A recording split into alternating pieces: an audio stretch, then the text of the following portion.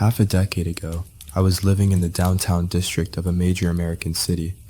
I've always been something of an insomniac, a trait my roommate definitely did not share. So, when he turned in for the night, I would often find myself restless.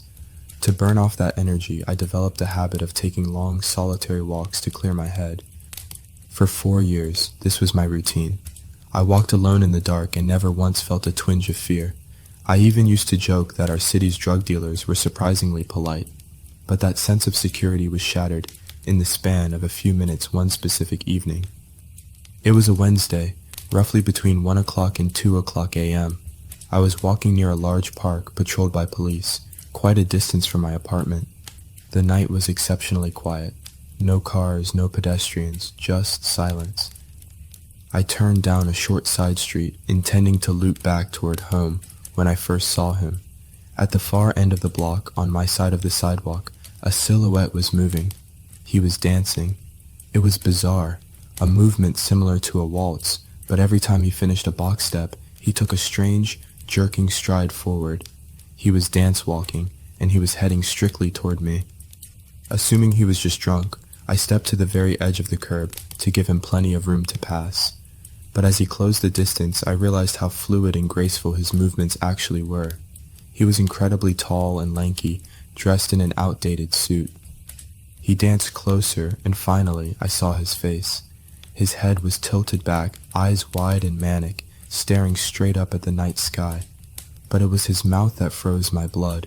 It was stretched into a painfully wide, cartoonish grin. Between those wild eyes and that rictus smile, I decided to get away immediately. I crossed the street to avoid him. I looked away for just a moment to navigate the road. When I reached the other side, I glanced back and stopped dead. He had stopped dancing. He was standing with one foot in the street, perfectly parallel to where I was. He had pivoted to face me, but his head was still tilted back, eyes locked on the stars, that massive smile still plastered on his face. I was thoroughly creeped out. I started walking again, faster this time, keeping my eyes glued to him. He didn't flinch. Once I had put about half a block between us, I turned forward to check the sidewalk ahead. It was empty. Still rattled, I looked back over my shoulder to check on him. He was gone. For a split second, I felt relief until I scanned the area. He hadn't left. He had crossed the street and was now crouched down in the shadows.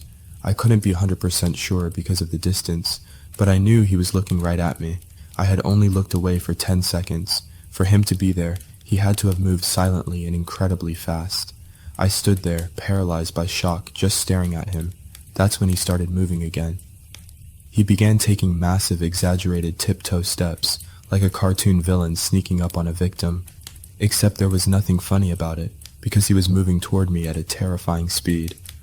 I'd love to tell you I did something brave, or that I grabbed my pepper spray or phone. But I didn't. I just stood there, frozen in place, watching this smiling nightmare creep toward me. He stopped abruptly, about 1 car length away, still smiling, still looking at the sky. I finally managed to find my voice. I wanted to scream, to demand to know what he wanted. I tried to yell, "What the fuck do you want?" But all that came out was a pathetic whimper. "What the fu?" They say animals can smell fear, but humans can hear it. I heard the terror in my own voice, and it made everything worse. He didn't react. He just stood there, smiling at the heavens. Then, after an eternity, he turned slowly and began that strange dance walk away from me. I didn't want to turn my back on him again, so I watched him go. He danced until he was almost swallowed by the darkness, and then the rhythm stopped. He wasn't dancing anymore. I watched in horror as his silhouette grew larger. He was coming back, and this time, he was running. I ran. I sprinted until I was off that side street and back onto a main road with streetlights and the occasional car. When I finally looked back, the street behind me was empty.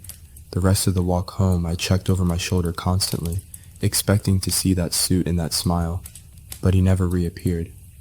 I stayed in that city for another 6 months, but I never went for a night walk again. It wasn't that he looked drunk or high. It was the look on his face. He looked completely, utterly insane. And realizing you are alone in the dark with true insanity is the scariest thing in the world.